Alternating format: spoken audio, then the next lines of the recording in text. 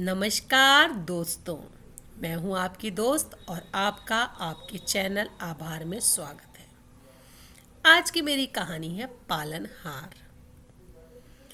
किसी नगर में एक सेठ जी रहते थे। उनके घर के नज़दीक ही एक मंदिर था। जन्माष्टमी का त्योहार था। मंदिर की पूजा और भजन कीर्तन की आवाज़ के कारण सेठ जी को रात में ठीक से नींद नहीं आई। सुबह उन्होंने पुजारी जी को खूब डांटा। यह सब क्या हो रहा है? जन्माष्टमी का जागरण कीर्तन चल रहा था सेठ जी। जागरण कीर्तन करते हो तो क्या हमारी नींद हराम करोगे? अच्छी नींद के बाद ही व्यक्ति काम करने के लिए तैयार हो पाता है, फिर कमाता है, तब खाता है। वही तो खिलाता है। क्या भगवान खिलाता है? हम कमाते तब खाते हैं। सेठ जी खिलाता तो वह खिलाने वाला ही है। कौन कौन कौन खिलाता है? क्या तुम्हारा भगवान खिलाने आता है? हाँ सेठ जी, हमारा भगवान ही खिलाने आता है। निमित्त होता है तुम्हारा कमाना और पत्नी का रोटी बनाना। बाकी सबको खिलाने वाला, सबका पालनहार तो वह जगन्नाथ ही है। क्या पालनहार पालनहार लगा के रखा है? बाबा आदम के जमाने की बातें करते हो? क्या तुम्हारे पालने वाला एक एक को आकर खिलाता है? हम कमाते हैं तो खाते हैं। सभी को वही खिलाता है सेठ जी। हम नहीं खाते उसका दिया। नहीं खाओ तो मार कर भी खिलाता है। पुजारी जी, अगर तुम्हारा भगवान मुझे 24 घंटों में नहीं खिला पाया तो फिर तुम्हें अपना यह भजन कीर्तन सदा के लिए बंद करना होगा। मैं जानता हूं कि तुम्हारी पहुंच बहुत ऊपर तक है, लेकिन मेरे भगवान के हाथ बड़े लंबे हैं। जब तक वह नहीं चाहता तब तक किसी का बाल भी बांका नहीं हो सकता। आजमा कर देख लो सेठ जी। पुजारी की निष्ठा परखने के लिए सेठ जी घोर जंगल में चले गए और एक विशाल काय वृक्ष की ऊंची डाल पर यह सोचकर बैठ गए कि अब देखें इधर कौन खिलाने आता है।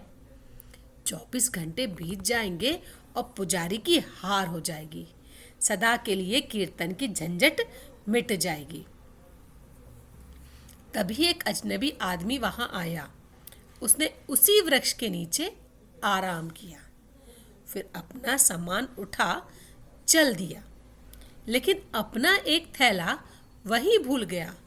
भूल या कहो छोड़ गया, या कहो भगवान ने किसी मनुष्य को प्रेरणा दी थी, अथवा मनुष्य रूप में साक्षात भगवान ही वहां आए थे।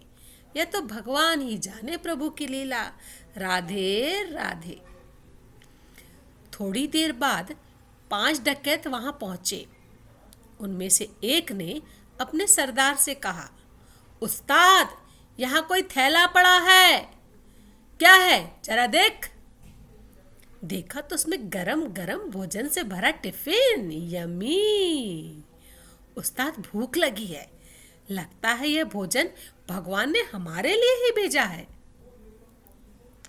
अरे, तेरा भगवान यहाँ कैसे भोजन भेजेगा?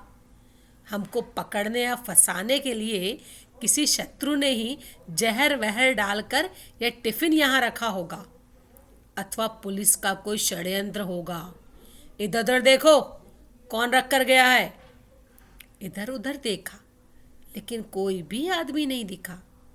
तब डाकुओं के मुखिया ने जोर से आवाज लगाई, कोई हो तो बताए, यह थैला यहाँ कौन छोड़ गया है। सेठ जी ऊपर बैठे बैठे सोचने लगे, अगर मैं कुछ बोलूंगा तो मेरे ही गले पड़ेंगे। वे तो चुप रहे, लेकिन जो सबके हृदय की धड़कनें चलाता है, भक्त वत्सल है, वह अपने भक्त का वचन पूरा किए बिना शांत नहीं रहता। उसने उन डकैतों को प्रेरित किया, उनके मन में प्रेरणा दी कि ऊपर भी देखो। उन्होंने ऊपर देखा तो वृक्ष की डाल पर एक आदमी बैठा हुआ दिखाई दिया। डकैत चिल्लाए, अरे नीचे उतर। सेठ जी बोले, मैं नहीं उतरता। क्यों नहीं उतरता? यह भोजन तूने ही रखा है ना? सेठ जी बोले, मैंने नहीं रखा, कोई यात्री यहाँ आया था, वही उसे यहाँ भूल कर चला गया। नीचे उतर, नीचे उतर। तूने ही रखा होगा जहर मिलाकर, और अब बचने के लिए बहाने कर रहा है। तुझे ही ये भोजन खाना पड़ेगा। अब कौन सा काम वह सर्वेश्वर किसके द्वारा, किसके निमित्त से करवाए, अथवा किसके लिए क्या रूप ले, यह उसकी मर्जी की बड़ी बात है। बड़ी गजब की व्यवस्था है मेरे परमेश्वर की। राधे राधे।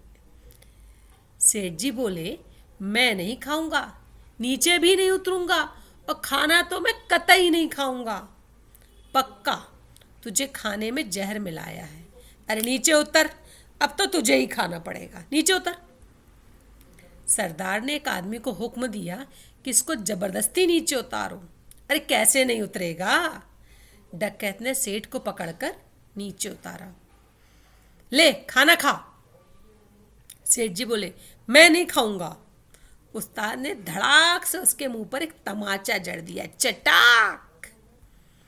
सेठ जी को पुजारी की बात याद आ गई कि नहीं खाओगे तो मार कर भी खिलाएगा। मैं नहीं खाऊंगा। अरे कैसे नहीं खाएगा? इसकी नाक दबाओ और मुंह खोलो।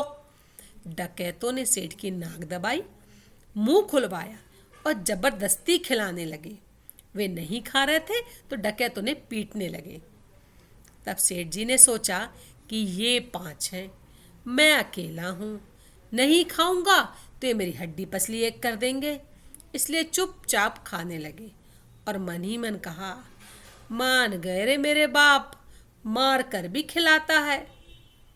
डकैतों के रूप में आकर खिला, चाहे भक्तों के रूप में आके खिला, लेकिन खिलाने वाला तो तू ही है।